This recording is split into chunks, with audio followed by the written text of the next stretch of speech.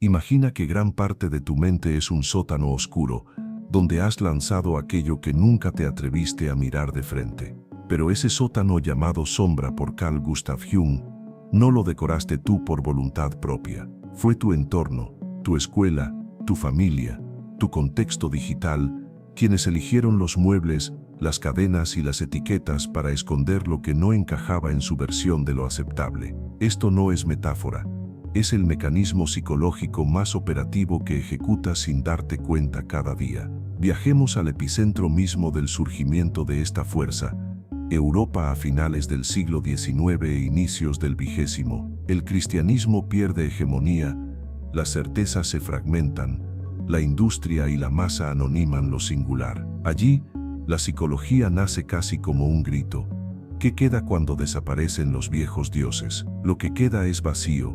Es un sujeto enfrentado a sí mismo y a todos los fragmentos suyos que la sociedad ha declarado indeseables. El inconsciente colectivo, otro de los conceptos fundacionales de Jung, surge precisamente donde la cultura se hace religión invisible. Ya no tienes miedo al infierno celestial, sino al infierno de ser excluido del grupo, de ese océano digital donde cada error queda registrado y amplificado. La vigilancia eclesial se transmutó en una hiperconectividad, donde la autocensura es viral y el miedo a la cancelación se ha convertido en la nueva Inquisición. El resultado: aprendes a filtrar tus impulsos, a anular tus preguntas incómodas antes siquiera de pensarlas. ¿Cuál es el precio de esa obediencia? Has dejado que tu mente condene ideas genuinas al sótano sin juicio propio, simplemente porque temes el dedo acusador de un inconsciente colectivo que no has elegido, pero sí perpetúas.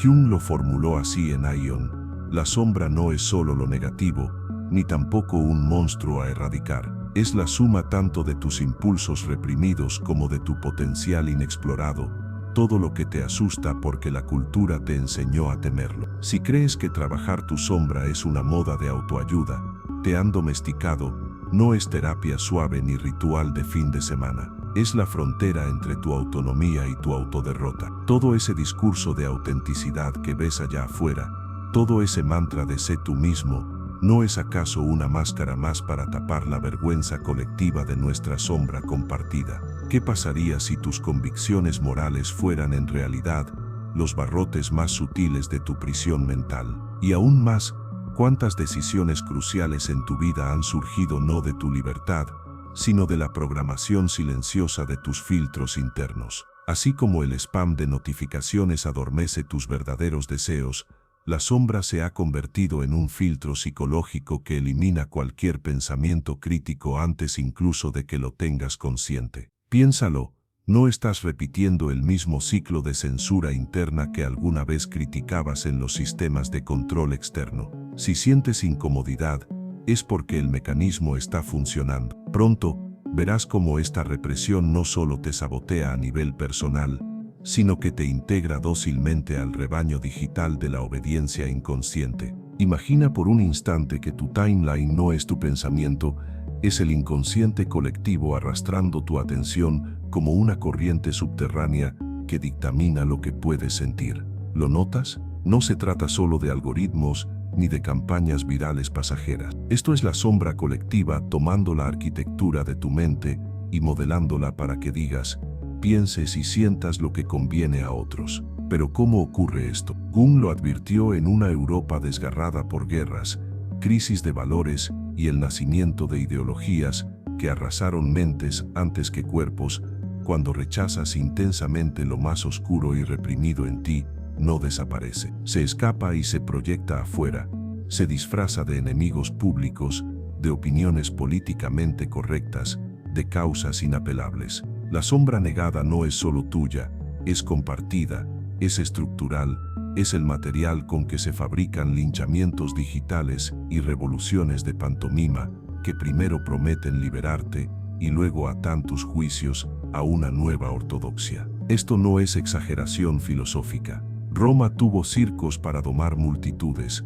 Ahora el linchamiento tiene hashtags. Fíjate bien, campañas de odio, víctimas autoerigidas como salvadores, guerras morales relámpago. Todo esto es la sombra colectiva, huérfana de autocrítica, infestando redes y plazas digitales. Cada vez que te sumas irreflexivamente a una tendencia, cada vez que te indignas en masa, es probable que estés instalando voluntariamente un virus mental programado por la opinión de la mayoría.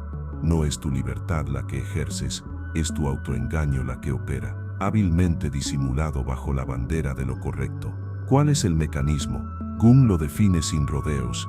El inconsciente colectivo es un depósito de arquetipos compartidos. Si sigues negando tu parte oscura, terminas teniendo miedo de ella y buscándola en otros. Pero peor aún, facilitas que los ingenieros sociales utilicen estas proyecciones para crear narrativas que neutralizan el disenso real. Tú no defiendes ideas, te defiendes de ti mismo. Participas no por convicción sino por pánico a ser el siguiente expulsado del rebaño digital. ¿Aún crees que es solo una suma de errores individuales o reacciones emotivas amplificadas por la tecnología? Ese es el autoengaño. La sombra colectiva no se reduce a tu pecado personal. Es una arquitectura psíquica transversal que atraviesa tus pensamientos individuales y los convierte en respuestas programadas. El falso Nietzsche digital te dice que rebeles compartiendo memes críticos, pero no ha entendido que la verdadera represión ocurre antes, en la censura interna, en la sumisión invisible que te impide enfrentarte a las partes más incómodas de ti mismo. ¿Por qué los movimientos de masas parecen fomentar primero la indignación y luego la sumisión? Es un ciclo perfecto. Te hacen creer que atacas estructuras, cuando en realidad solo repites patrones ancestrales de obediencia. Las redes sociales son espejos deformantes donde arrojamos la sombra y recogemos identidades prefabricadas como disfraces psicológicos. Defiendes causas que mutilan tu posibilidad de pensar y decidir porque nunca cuestionaste de dónde vienen tus certezas, y así refuerzas el ciclo de obediencia y censura interior. Ahora tienes dos opciones: seguir defendiendo tu jaula mental o atreverte a mirar de frente lo que más temes reconocer de ti. Pero para eso, no basta saberlo. Necesitas herramientas concretas para identificar tu sombra y romper el ciclo. Te atreverás a ir más allá del autoengaño. Imagina durante un instante que nada de lo que crees acerca de ti mismo es completamente tuyo. Que una parte esencial de tus pensamientos, deseos y rechazos proviene de fuerzas que jamás has mirado a los ojos. Esto no es exageración, es la raíz de la psicología profunda que Carl Gustav Jung develó en la Europa convulsionada de finales del siglo XIX e inicios del XIX, un territorio marcado por la ruina del cristianismo, la industrialización devorando ritmos ancestrales y la creciente fascinación de los seres humanos por desmenuzar su propia mente. ¿Crees que vives tiempos radicalmente distintos? Quítate el vendaje digital de los ojos. Hoy intercambias dogmas eclesiásticos por hashtags, controles morales por miedo a la cancelación y comunión por una exposición total en redes. Nada cambió en lo esencial. Sigues sometido a un guión invisible que opera en las sombras de tu mente. Jung captó el eco de este drama. Frente al caos histórico, el ser humano se ve arrastrado a negar aspectos profundos de sí mismo, fabricando una máscara de lo que debería ser. Esa máscara se llama persona. Pero lo importante, lo realmente explosivo, es lo que ocultas detrás la sombra. No es una metáfora. La sombra es ese archivo reprimido, vibrante, hecho de deseos prohibidos, impulsos inconfesables y talentos temidos. Mientras lees esto, tu sombra te observa y filtra incluso cómo percibes estas palabras. Seguirás creyendo que tienes control total sobre quién eres. Te engañas si piensas que las fuerzas de manipulación social solo vienen de afuera. Mira bien, la era de Pavlov te condicionó a través de estímulos.